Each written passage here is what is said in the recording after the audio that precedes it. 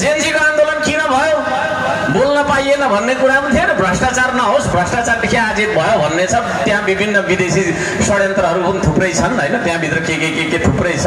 तर एउटा सच्चा जेएनजी जो चाहिँ तपाईको चाहिँ शहीद भएर चाहिँ गए, जो चाहिँ घाइते भएर चाहिँ अझै उपचार गरिरहेको अवस्था छ, ती मानिसहरूले के चाहेका थिए त भन्दाखेरि यो देशमा सुशासन होस्, भ्रष्टाचार नहोस्। अब सुशासन चाहिँ कसरी हुन्छ त भन्दाखेरि हामी कामै गर्दैनौँ भने सुशासन हुन्छ?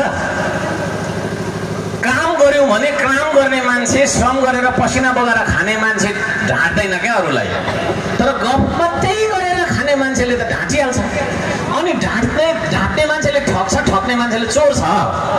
भ्रष्टाचार गर्नु भनेको राज्यको पैसा चोर्नु हो है, नीति बनाएर कागज मिलाएर खानु हो क्या हैन। 5 लाखको तपाईको चाहिँ काम गर्नुपर्नेमा कागजमा चाहिँ ठिक्क पार्ने, 5 लाखको 3 लाखको मतलब 2 लाख चाहिँ गोजीमा हाल्ने। त्यो किन त्यस्तो भयो त? हामी किन त्यस्तो भयो त यो देशमा है भन्दाखेरि हामी काम गर्दैनौँ नि त। हामी जन्मिँदाखेरि हैन के सिक्यौँ भन्दाखेरि माटो चाहिँ छुनु हुँदैन, माटो चाहिँ फोहोर हो नानी, त्यो चाहिँ नछु, आछि फाल्टो हात धु है।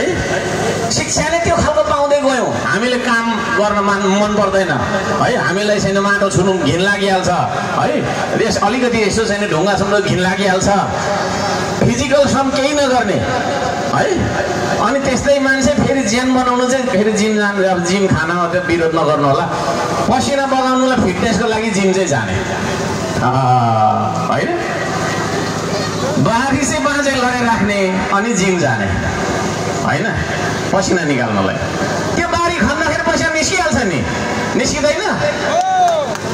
बारी खन्यो भने त उत्पादन पनि हुन्छ, सानो भए पनि गोलभेडा फल्ला, प्याज फल्ला होइन।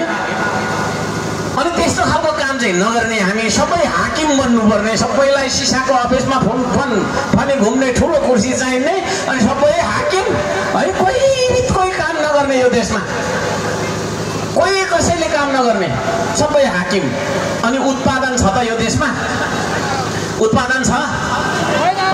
चामल मात्रै तपाईँको भारतबाट कति अर्बको लिएर खाइरहेछौँ होइन। हामीले लगाएको लुगा हाम्रो होइन, हामीले बनाएको होइन है। हाम्रो देशमा भनेको त केही पनि छैन। स्वदेशी भनेको चाहिँ नाङ्गो, हामी नाङ्गो शरीर मात्रै हो स्वदेशी। अहिले विदेशबाट लिएको कुरा सबै फाल्नु पर्यो भने भित्री प्रस्ताव पनि फाल्नुपर्छ, नाङ्गै कुद्नुपर्छ। त्यहाँसम्मको नालायक भयो हामी गफ गर्ने तपाईँको चाहिँ परिपाटीले गर्दाखेरि हामी त्यहाँसम्मको गफाडी भयौँ। त्यसो भएको कारणले गर्दाखेरि अब श्रम संस्कृतिले चाहिँ त्यस्तो होइन, उत्पादनमा काम गर्नुपर्छ। काम सानो हुँदैन।